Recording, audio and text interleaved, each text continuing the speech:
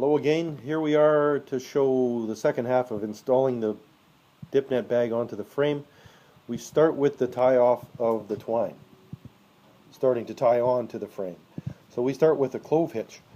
Maybe you know what a clove hitch is, but it's wrapping it around. It's sort of two attachments in the tail. We're biting the two tails, so we'll go the second time around here. It's underneath. So you can see that both tails sort of go away from that first loop in opposite directions, and they pull fairly tight, and then they're nice locked in there. So pull that out again and we'll show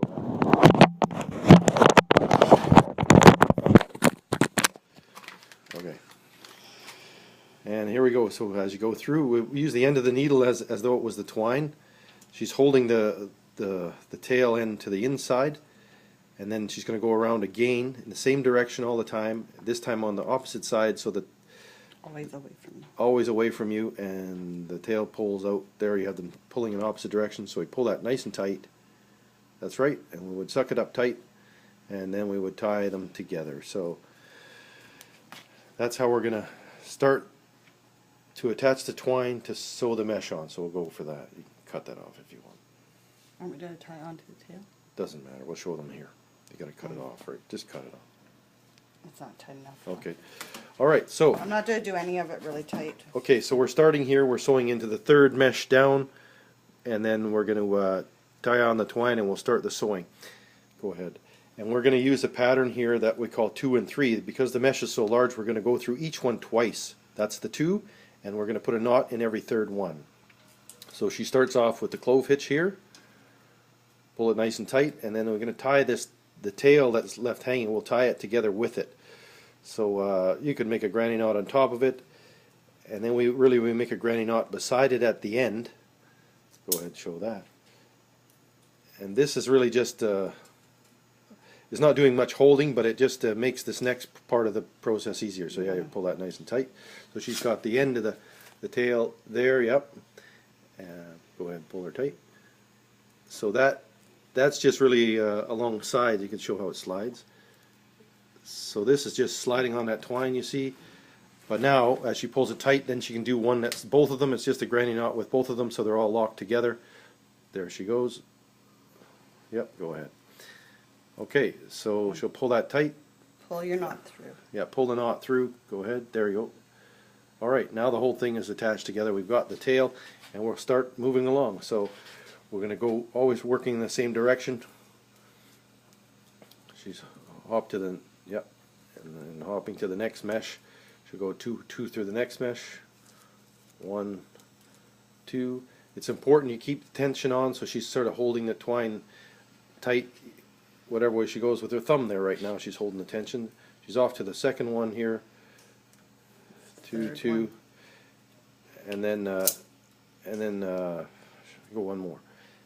Then the third one here, we're going to go through and do the 2 lacings first, and then we're going to start with a knot.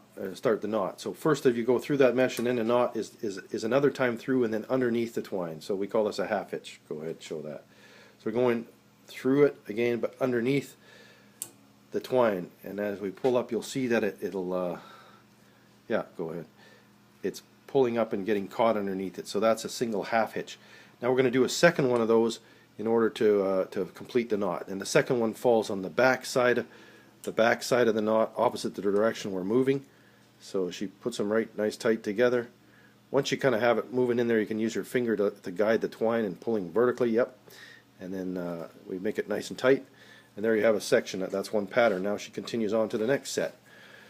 So there's the next twine. 1, 2, the next mesh. 3, 4, and she'll do this till the third mesh, and then she'll do another knot. She goes through it twice, and then she does her tucks under for the 1 half hitch and then another. And as you go around obstructions and stuff like that, it gets a little difficult, but you just got to try to keep the same pattern and you know, bend the needle accordingly so you can get it through. So, and each of these twines is holding it nice and tight. And as you move along, if you've divided out the mesh, tacking it around your frame, then as you move along, the bag will pick up nicely, or if you have excessive amount of bag, you can angle the needle slightly the opposite direction to pull that bag up to take in a little bit of the slack with each of the lacings.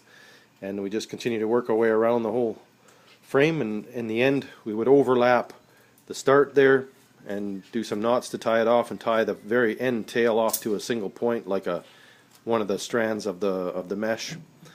So yeah, and then you have it on attached, and this twine will be very good for a long time. When it gets wet, it'll shrink up and be tighter. The front edge, if it's scraping on something, you might wear it out a bit, but you can run over the same thing with a heavier twine to be a sort of a wear, a chafe panel, or you'll just replace it whenever you need to, just add more twine. So that's how you do it, and hope you get them in good shape, and it's good to work for you. Thanks a lot. Bye-bye.